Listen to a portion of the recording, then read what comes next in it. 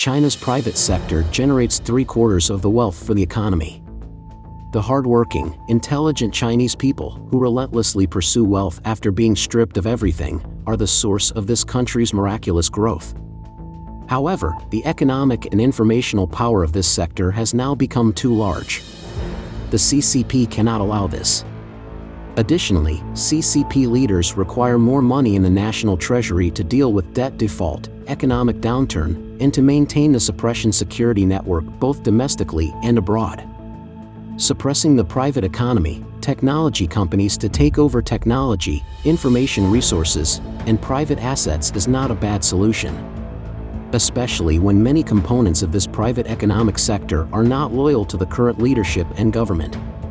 When Xi Jinping took power in 2012, he continually praised the importance of the state economy, while the entire economic outcome that China achieves today is driven by the private enterprise sector. Clear signals indicate that she wants to create a policy shift towards expanding the state economy and narrowing, or even disappearing, the private economic sector. So, how has Xi Jinping employed deep and long-term strategies to both seize control of them and ensure the financial pie fattens his regime? In this video, we will explore step by step the policy of nationalizing the private economy under Xi Jinping. It's all covered in today's China Truths. Part 1. The second nationalization. The golden goose is ostracized. Despite showing a clear disdain for the private economic sector, by the time Xi Jinping took office, the private sector accounted for about 50% of total investment in China and generated about 75% of economic output. No objective study can deny the role and efficiency of private enterprises in this country. The efficiency of Chinese private enterprises is much higher and is increasingly outpacing the state-owned enterprise sector, which is sluggish, lacks innovation, is irresponsible, and rife with corruption. A study by Nicholas Lardy, an American economist, who has studied the Chinese economy for decades, published in the National University of Australia's Journal, 2018, shows that as of 2016, with the same amount of owner's capital, the private sector would generate 4 times the profit of state-owned enterprises. And only in 10 years, 2006 to 2016, the return on investment of the private sector increased by 12%, while that of the state-owned enterprise sector decreased by 57%.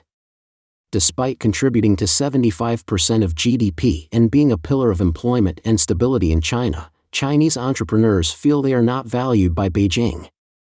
Bloomberg assesses that China will never abandon the industrial structure led by the state, while privatization of state-owned enterprises will not be discussed. Mr. Lardy concluded in a recent study, titled "The State Strikes Back: The End of Economic Reform in China." Since 2012, private, market-oriented growth has given way to a resurgence of the state's role. Indeed, in line with this strategy, in September 2020, Xi Jinping sent out a lengthy message on the CCP's media channel, CCTV, as follows. Wednesday, September 15, 2020, Chairman Xi issued an important directive, with a lengthy title, Opinions on Strengthening the United Front Work of the Private Economy in the New Era. The ultimate goal is simply for the CCP to be able to penetrate, intervene, and control the leadership ideology of the private enterprise sector. The nationalization approach under Xi Jinping.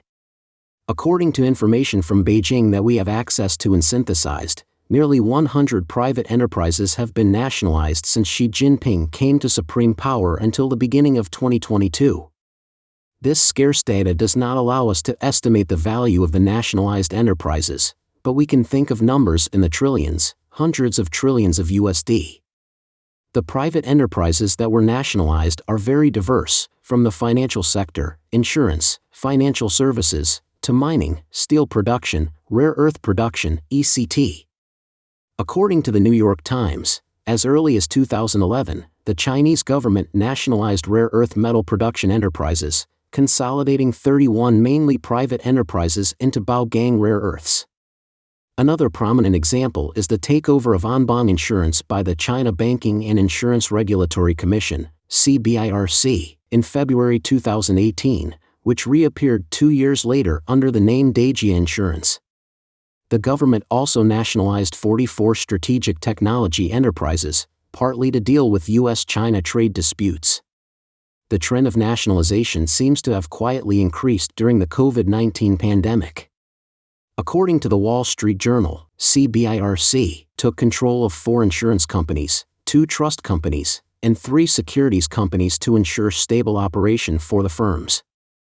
China's state news agency, Xinhua, reported that the takeover would last for a year and the companies would continue to operate normally under the care of CBIRC. However, the CBIRC could easily change the terms or extend the takeover period, especially if the economy continues to face difficulties. These companies may never return to being private operations. According to Bloomberg, another takeover related to COVID-19 involved the Hainan provincial government rescuing HNA Group, a conglomerate with interests in aviation and other sectors, in February 2020. Although HNA's financial troubles predated the pandemic, the virus struck the core aviation business of the conglomerate as passenger numbers dropped 91% compared to February 2019. Hainan appointed an executive chairman for the company and formed a task force including city officials, the Civil Aviation Authority, and the China Development Bank, a state financial institution. The Chinese government is accused of nationalizing private N95 mask manufacturers that were thriving. The CCP seems unable to allow these pandemic profit-making machines to remain private, they must be nationalized. While the takeover was superficially justified on concerns over quality control, this seizure allowed the Chinese government to secure masks for domestic use and for its foreign policy priorities, such as gaining favor with Europe and Russia through mask donations and sales. But this move also had implications for the United States, as American buyers could no longer purchase masks directly from the factories and instead had to buy through intermediaries. The majority of airlines are state-owned, yet the CCP continues to maximize state ownership in this sector. As smaller airlines struggled during the pandemic, a wave of nationalizations occurred. More surprisingly, the CCP took advantage of foreign owners being unable to return to China during the pandemic to brazenly seize intellectual property and nationalize their businesses. Steve Saleen, founder of the high-performance sports car manufacturer Saleen Automotive, and his partner Charles Wang, a Chinese immigrant and former lawyer at a New York law firm, accused the Beijing government of stealing their racing car intellectual property and nationalizing their business in the U.S., as they could not return to China. The high-profile case was reported by Fox Business.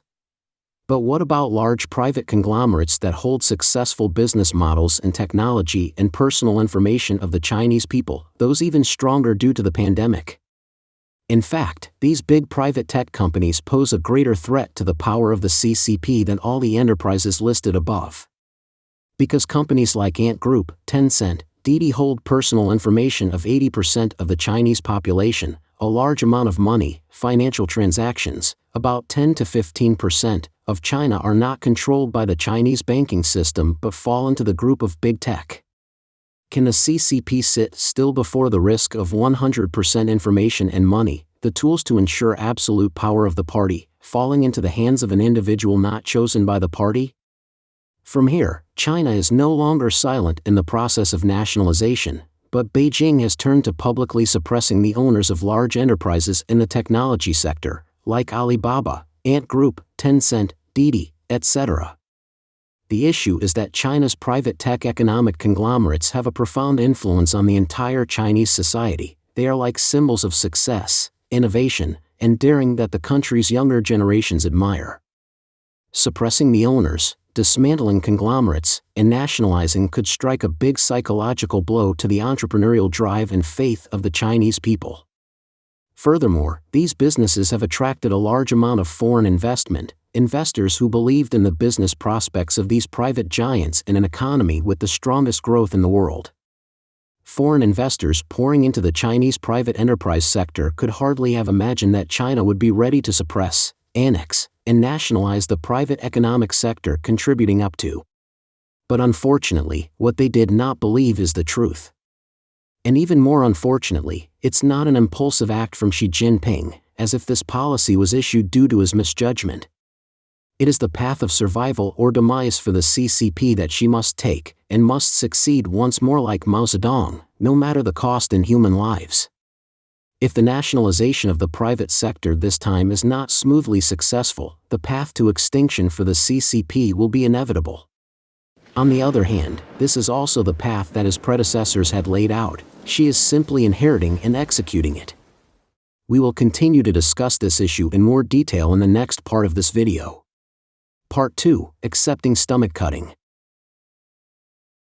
Jack Ma, CEO of Alibaba, once said, "Before going to Australia, I thought China was the richest country in the world, because we were educated from a young age that we want to liberate all of humanity. The result is that after going to Australia, I discovered they wanted to liberate us first." Jack Ma is an entrepreneur who has successfully built his Alibaba retail empire in payment, credit applications that hold the largest market share in China thanks to technology. Thanks to his success domestically, he had the money and could go abroad to expand his business activities. Exposed to the world outside the firewall, he shared with 1.4 billion Chinese the truth that the Chinese cannot liberate anyone, but the outside world needs to liberate the Chinese from the firewall, from brainwashing tactics, from oppression and genocide. Selective history. Jack Ma's discovery about the outside world is not new to a few lucky Chinese who have managed to overcome the censorship firewall of the world's most authoritarian government, but it has astonished most of the remaining population. But a person who receives immense admiration and respect in society, a person whose success makes every word of his carry significant weight and have a wide-reaching impact in society, a person who owns a wealth ranked high in the world, holds the technology and information of 80% of the Chinese population. If such a person shares their true perception of the CCP, then the CCP cannot exist. And if the CCP exists, then the entire supreme power of Xi Jinping, his government, the power of officials from central to local levels supporting Xi will continue. The question is, how many entrepreneurs in China, thanks to leaving China, have changed their perception like Jack Ma? How many of them return to China and tell their employees and families that truth? The growing wave of wealthy Chinese sending their children to study abroad, settling overseas, and leaving China is clear proof that the number of people thinking like Jack Ma is increasing and not easily fully controlled by the one-sided information of the party. People like Jack Ma challenge the supreme power of the party. Therefore, Jack Ma and those like him can only continue to exist and develop further if Xi Jinping realizes that the CCP is a barrier to the civilization, happiness, and sustainable prosperity of the Chinese nation and make history as a person who peacefully topples this regime. Unfortunately, Xi does not perceive it that way. The CCP has chosen someone very loyal to the communist ideology, someone who can live together, die together with it. The tool of power. Before coming to power, Xi Jinping had served in the provinces of Fujian and Zhejiang, strongholds of private enterprise development from 1985 to 2007. Thus, many entrepreneurs thought that when Xi became the general secretary, he would be more open and pay more attention to private enterprises and the livelihoods of the people. This was because he had spent 5 years in Zhejiang. However, digging deeper into Xi's past statements and writings on the economy will show that he is an official who always supports the party's orthodox ideals for the economy, communism, collective economy, and the elimination of the private economy. Xi might have taken significant risks in domestic and foreign policy, but economically, he is not one for experimenting with ideologies. In the Politburo, as vice president from 2008 to 2013 and as head of the party school for most of that time, there is little evidence of Xi straying from his core belief in the need to strengthen party control over enterprises. When Xi arrived in Zhejiang in 2002, he led a group of officials, called the New Jiang Army, who were open to using private investment to spread risk in financing the province's characteristic infrastructure projects. Xi did what any other official responsible for the economy at that time would have done. He simplified the registration process for private companies and helped them gain access to finance. When the party debated the law on the protection of private property, he supported it. Xi said, with property protection, Chinese people can accumulate more wealth. If one only looks at the surface of these actions, it's easy to mistakenly think that Xi is open and supportive of the private sector, but his support for the integration of private and public ownership structures is entirely pragmatic. He has said in another forum that it is valuable because it will improve the economic structure of the socialist market. Michael Collins, one of the CIA's top officials on Asia, commented, "The fundamental goal of the CCP under Xi Jinping is to control society both politically and economically. The economy is being scrutinized, influenced, and controlled to achieve political ends. The private economy never shares ideals with communism." In 2012, when she took power, the situation changed significantly.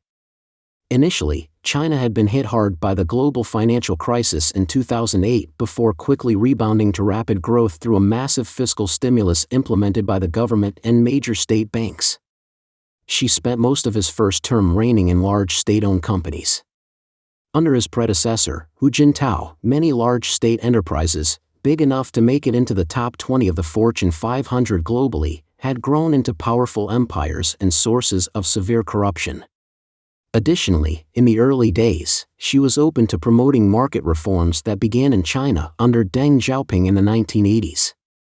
At the end of 2013, Xi's leadership vowed to give the market a decisive role.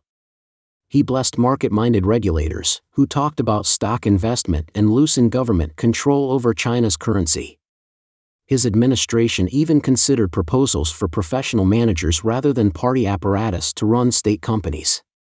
The rate of investment in manufacturing and infrastructure from private companies, after increasing in recent decades, peaked in 2015 with more than half of total fixed asset investment, but has declined since then. But behind those seemingly open actions lies another agenda. One of the clearest signs of China's direction is many state companies taking over private ones, redefining a government initiative called mixed ownership reform. The original idea, born in the late 1990s, encouraged private capital to invest in state enterprises, bringing the private sector's agility to state enterprises booming in China. Now, under Xi, the process often happens in reverse as large state companies swallow up smaller ones to maintain their operations and reconfigure the strategies of smaller companies to serve the state.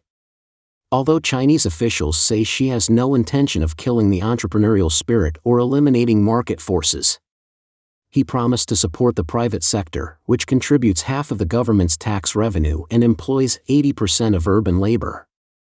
But do the actual actions show the complete opposite?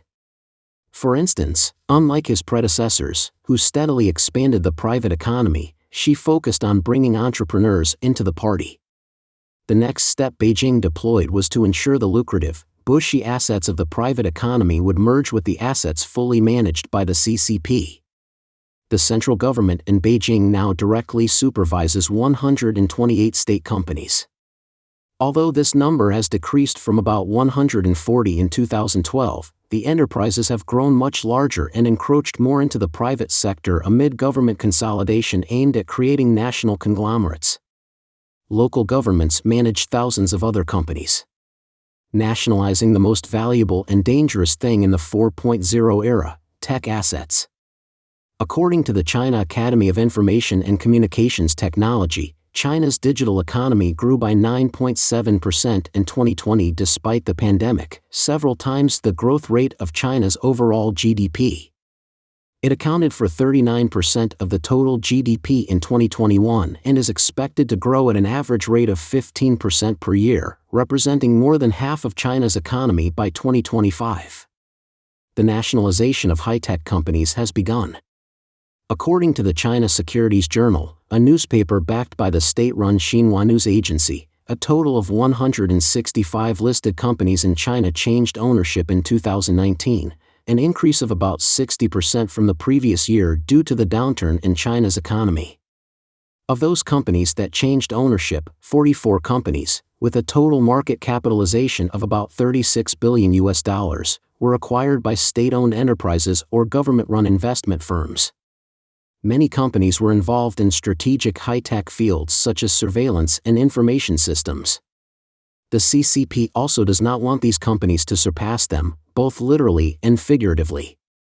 For example, if large tech firms hold too much information on Chinese citizens, the party's secrets could be exposed by them. These firms could become loopholes, outside of the party's control, leaking information opposing the party beyond the firewall to the Chinese people. Anything could happen. In the era 4.0, technology and information are the most valuable assets but also the biggest threat challenging the party's power. The three dominant internet companies of China, Baidu, a search engine, Alibaba, e-commerce, and Tencent, messaging and gaming, collectively known as BAT, have all felt the government's wrath against them.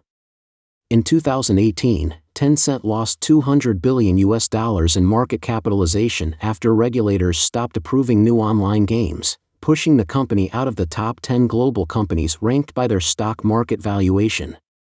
Live together, die together.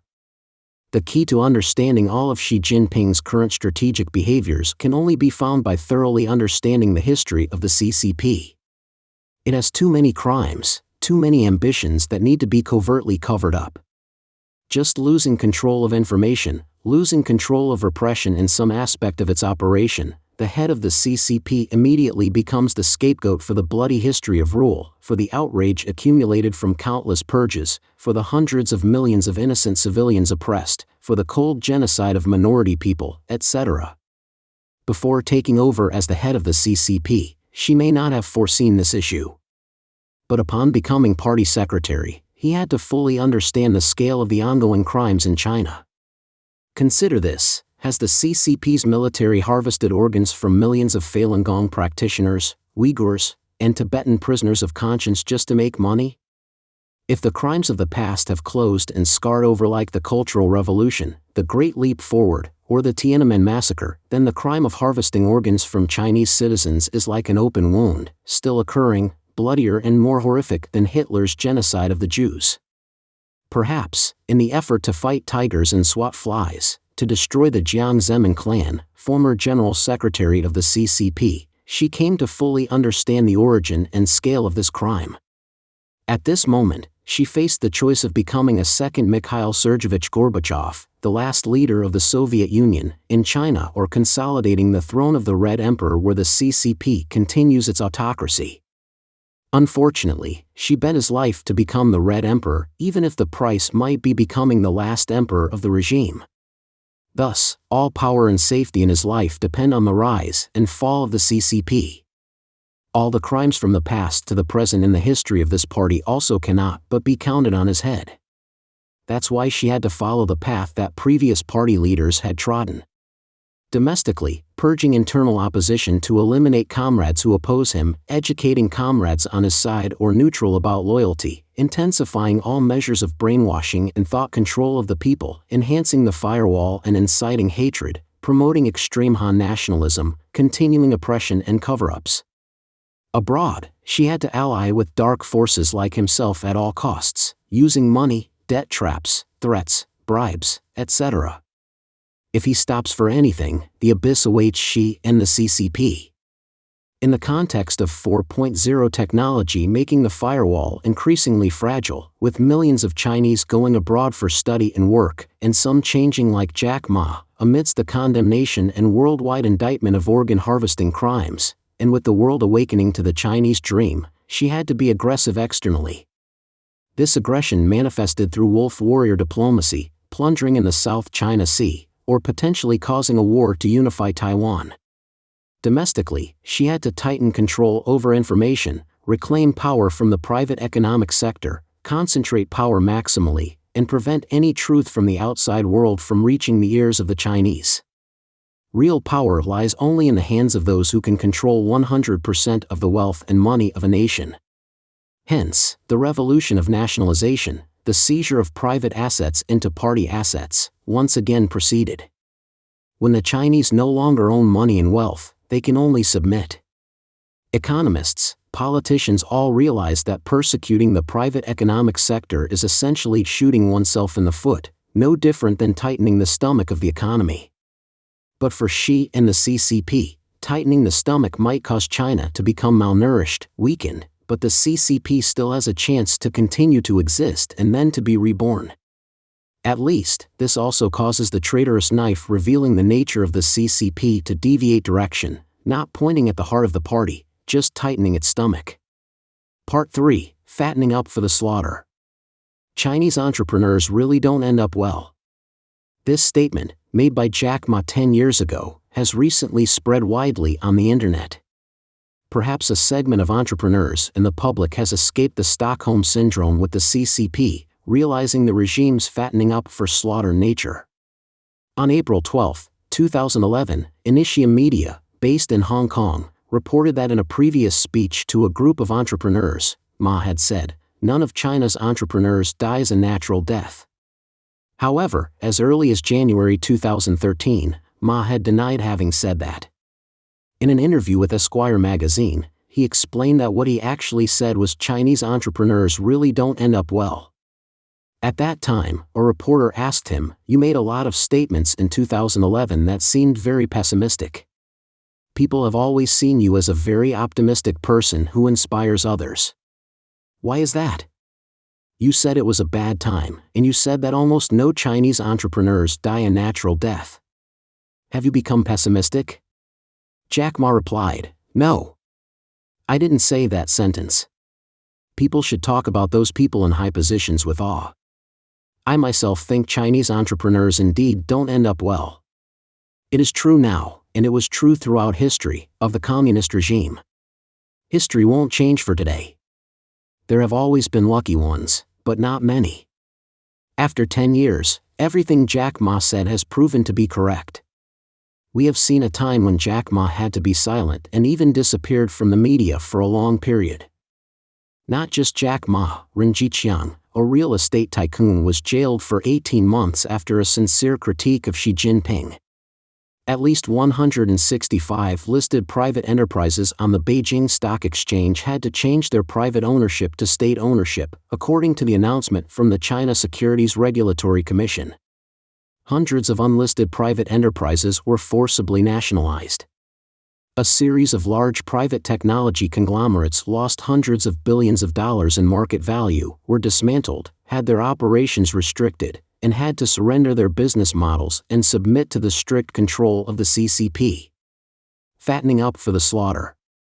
After more than 2 decades of being stripped of assets, means of production, with hundreds of millions dead due to oppression, hunger, and dissent, etc.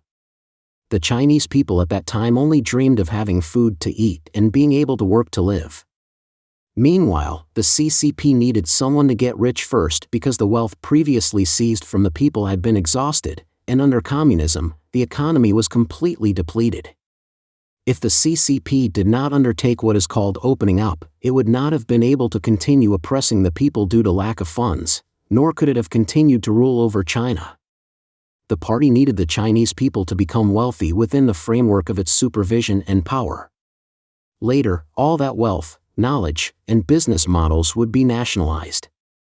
Because communism means only the elite group of the party, the leader and his confidants, owns all assets, while the general population owns nothing, whereas the private economy is always the path of capitalism, absolutely contradictory to the ideals of communism.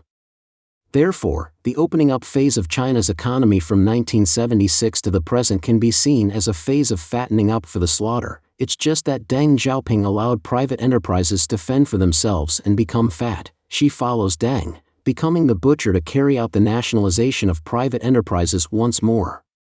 The Chinese people were suddenly given back the right to trade, produce business, and work from foreign workshops had worked extremely hard, innovated, and accumulated. The obsession with hunger, the depletion of finances made the Chinese willing to do any hard work for meager wages, still striving to save in insecurity for an unpredictable future. Thus, China became the country with the highest savings rate in the world despite very low average income. This money flowed into state-owned banks, to be redistributed to state-owned enterprises. Private enterprises were very limited in access to loan capital in the early stages, but Chinese private enterprises were more dynamic and innovative than state enterprises. They constantly learned and accumulated despite having to pay almost the highest tax rates in the region and the world to the CCP. Think about it, from the time they were not even allowed to produce, trade, now being able to do so, high taxes did not bother businesses. Although private businesses in China face challenges in accessing resources such as capital, land, and labor, they still gain advantages from Beijing's strategy aimed at global technology appropriation. This approach is mainly designed to benefit state-owned enterprises or those masquerading as private entities yet maintaining close ties with the military. The CCP created a system where Chinese enterprises freely steal foreign designs, brands, and industrial designs, creating a culture of using counterfeit, pirated goods, making any innovation in the world easily stolen by Chinese enterprises, brought back to China for production and use with similar brands. The 2016 GIPC report from the U.S. Chamber of Commerce, USCC, states that about 86% of counterfeit goods worldwide currently originate from China. This system simply pulls its punches regarding accusations of counterfeiting, piracy, and stealing trade secrets. Additionally, Beijing's intellectual property law stipulates that as long as there is one difference compared to the previously registered brand, the new brand registration is still recognized. For example, Apple becoming Apple is still okay. If the image of the bitten apple is shifted slightly from left to right, it's recognized as intellectual property by the law.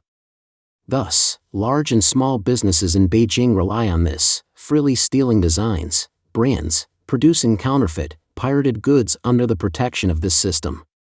Moreover, China also ignores all environmental and labor safety standards to ensure that Chinese private enterprises only need to make money without being forced to incur high costs.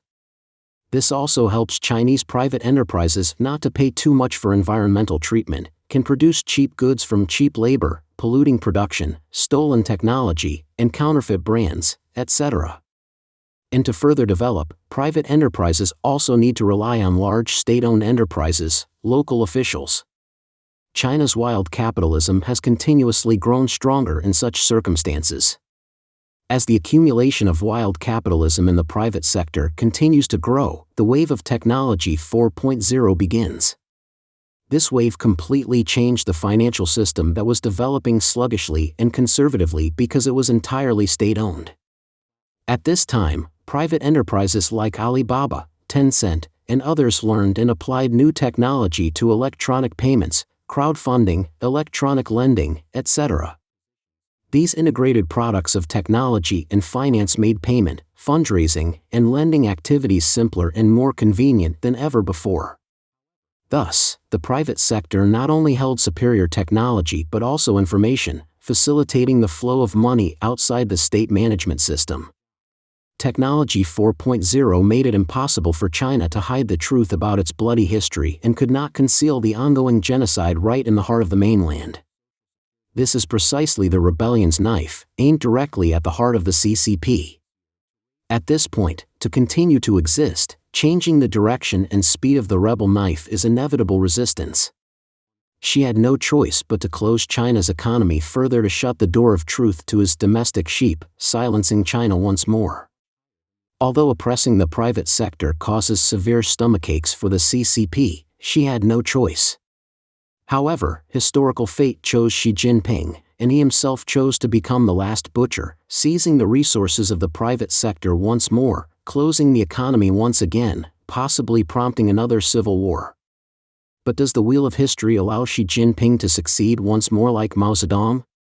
To be recorded in history as the Red Emperor with bloody hands rather than as the last butcher, let time answer. Don't forget to leave a comment in the section below to share your opinions on today's topic with us. Make sure to like and subscribe to see more interesting topics from China Truths.